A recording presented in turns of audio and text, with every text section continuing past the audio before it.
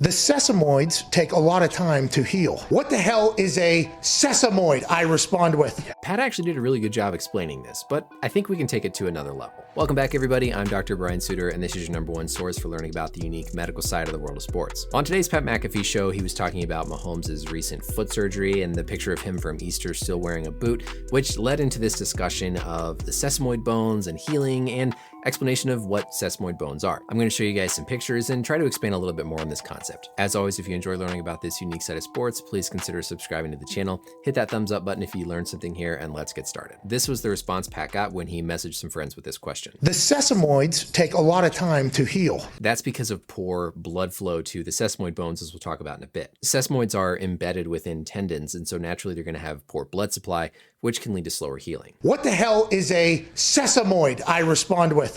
It's like the patella for the underside of the big toe. It acts as a fulcrum for the tendons. I said thank you. So it's acting as a fulcrum for the tendons underneath there. Yeah, totally. Great explanation.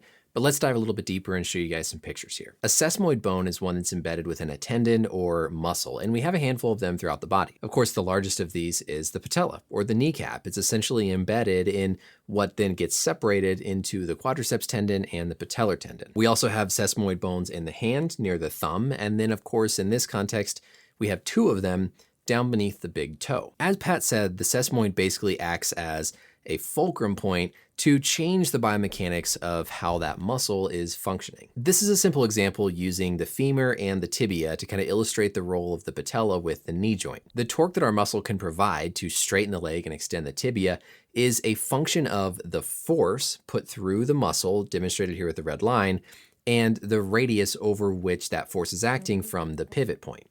So the pivot point is going to be essentially the center of our knee, and then the distance from that pivot point to the force is going to be the equivalent torque. This is without our patella. Basically, that line of force is really close to the knee joint. But then if we come over and add the patella, what that does is it pushes the muscle and tendon away from the center of the rotation, which increases that radius and subsequently increases the torque. It's also going to help that joint function and move better, but this is really the biomechanical concept of why something like a patella or the sesamoid bones in the toe allow you to have a better mechanical advantage. You move the point of that force farther away from the rotation site, increasing the torque. So if we look at the relevance here to a turf toe injury, we're looking at a foot, and I've got a lot of stuff hidden, of course, but if we rotate onto the bottom of the big toe, we can see where two of those little sesamoid bones live. This bone highlighted is the first metatarsal. Then this is going to be the proximal phalanx and the distal phalanx of the big toe. Beneath the end of the metatarsal, we have two sesamoid bones. There's one that's on the medial and one on the lateral side, and it's going to be these two little guys, kind of pea-sized bones right here. Those bones are actually embedded within the tendons of a muscle called the flexor hallucis brevis. Flexor because it flexes or curls the toes, hallucis meaning big toe, and then brevis because it's short. We have another muscle, the flexor hallucis longus, that goes all the way out to the tip of the toe that does the same thing but is a longer muscle. But there's obviously more to a turf toe injury than just this basic anatomy. What I've done here is removed all those structures so that now we're looking at just the bones of the toe. The structure that's primarily injured with a turf toe injury is the plantar plate of this metatarsal phalangeal joint right here. So this kind of green structure here represents that plantar plate, again, that gets torn with a turf toe injury. If we add some more of our anatomy here, we can throw that muscle, that flexor hallucis brevis, on top. So it's going to be overlying the plantar plate.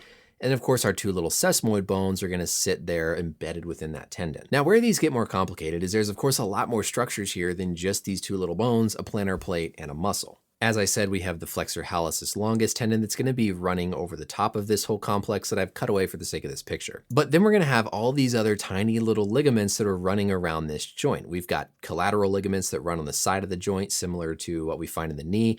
We've got little ligaments that run between these two sesamoid bones, and then ligaments from the sesamoid bones up to the metatarsal. And so this is really a very complex area of anatomy that we do oversimplify when we say turf toe. Yeah, because it was like turf toe, and this might be what turf toe is, by the way, and turf toe might be kind of like softening up what actually happens, just like tennis elbow. People say tennis elbow, and you think to yourself like, oh, that's not that bad. It's like, no, it's hurts like a son of a bitch. It's terrible or whatever, yeah. I gotta be picky and point out one thing here. When Pat mentions tennis elbow, he's pointing at the inside of his elbow.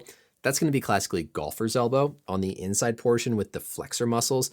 The tennis elbow is going to be on the outside with the muscles that extend the wrist. Turf toe is like, oh, he's got turf toe. Oh, he's got turf toe. Turf toe, I think, is a much more serious injury than what people, like how we kind of throw it around, like turf toe, turf toe, turf toe. Yeah, essentially he's right here. A lot of times these injuries that have these monikers like turf toe can really be a lot more complex than we make them sound, and this anatomy kind of illustrates that.